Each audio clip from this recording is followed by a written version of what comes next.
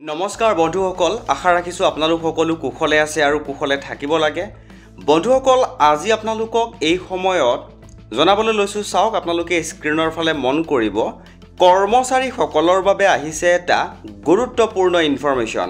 বন্ধুসকল, এই গুৰুত্বপূৰ্ণ ইনফৰমেশ্যনটো পোৱাৰ লগে লগে আপোনালোকক জনাবলৈ যত্ন কৰিছোঁ। দেখুৱাবলৈ লৈছোঁ, দেৰি নকৰাকৈ পাছৰ ইনফৰমেশ্যনসমূহ আপোনালোকে মন কৰিব। ৰাজ্যৰ ৪৬,০০০ শিক্ষক কৰ্মচাৰীৰ বাবে এই সময়ত অল্ড পেঞ্চন স্কিমৰ এটা গুৰুত্বপূৰ্ণ খবৰ আহিছে। বন্ধুসকল, সকলো সবিশেষ জনাম আজিৰ এই ইনফৰমেশ্যনটোৰ বিষয়ে জনাবলৈ লৈছোঁ। চাওক, এইখিনিতে এটা ইনফৰমেশ্যন যে ইতিমধ্যে চৰকাৰৰ ফালৰ পৰা ২০০৫ চনৰ আগৰ যি জইনিং, অৰ্থাৎ ২০০৫ চনৰ আগৰ পৰা চাকৰিত নিযুক্তি পোৱা সকলৰ বাবে অল্ড পেঞ্চন স্কিম দিয়াৰ কথা উল্লেখ কৰিছিলে।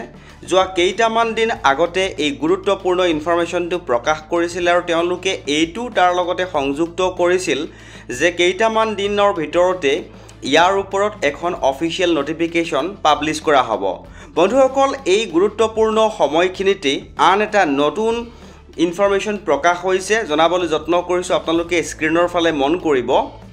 ৰাজ্যৰ ৪৬,০০০ শিক্ষক কৰ্মচাৰীৰ বাবে এই সময়ত অল্ড পেঞ্চন স্কিমৰ এটা গুৰুত্বপূৰ্ণ ইনফৰমেশ্যন আহিছে।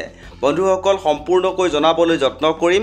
এইখিনিতে আপোনালোকক এটা সৰুকৈ অনুৰোধ জনাবলৈ বিচাৰিছোঁ, যদি আপুনি প্ৰথমবাৰৰ বাবে আমাৰ চেনেলৰ ভিডিঅ'সমূহ চাই আছে তেনেহ'লে চেনেলটো ছাবস্ক্ৰাইব কৰি হাতত ৰাখিব, কিয়নো বহুতো গুৰুত্বপূৰ্ণ ইনফৰমেশ্যন, অৰ্থাৎ এজন কৰ্মচাৰী চাকৰি জীৱনৰ সৈতে জড়িত বিভিন্ন সময়ত প্ৰকাশ হৈ থকা কিছুমান গুৰুত্বপূৰ্ণ ইনফৰমেশ্যন আপোনালোকক জনাবলৈ আমাৰ চেনেলৰ মাজেৰে যত্ন কৰা হয়। তে বন্ধুসকল, চাওক, শেহতীয়াকৈ প্ৰকাশ হৈছে ৰাজ্যৰ ৪৬,০০০ শিক্ষক কৰ্মচাৰীৰ বাবে এটা গুৰুত্বপূৰ্ণ ইনফৰমেশ্যন জনাবলৈ লৈছোঁ। চাওক, আপোনালোকে স্ক্ৰীনৰ ফালে মন কৰিব।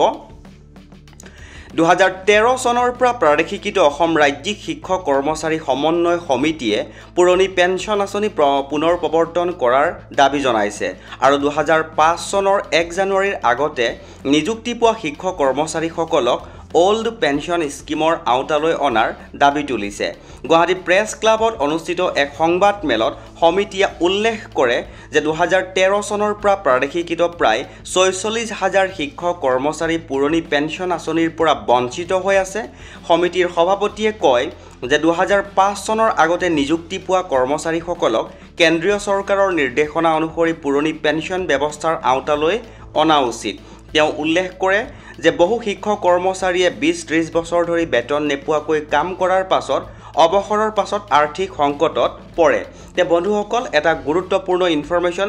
আমিও আশা কৰিছোঁ যে সমিতিৰ হৈ যি দাবী উত্থাপন কৰা হৈছে, কৰ্মচাৰীসকলৰ হৈ সমিতিয়ে যি দাবী উত্থাপন কৰিছে, চৰকাৰেও এই ক্ষেত্ৰত এটা পজিটিভ দৃষ্টিভংগীৰে নিশ্চয় এটা গুৰুত্বপূৰ্ণ পদক্ষেপ লওক, ইয়াকে আশা কৰিছোঁ। এটা গুৰুত্বপূৰ্ণ ইনফৰমেশ্যন পোৱাৰ লগে লগে আপোনালোকৰ সৈতে শ্বেয়াৰ কৰিলোঁ। যদি ইনফৰমেশ্যনটো ভাল লাগিছে তেনেহ'লে আপুনিও এবাৰ শ্বেয়াৰ কৰিব বুলি আশা ৰাখিলোঁ।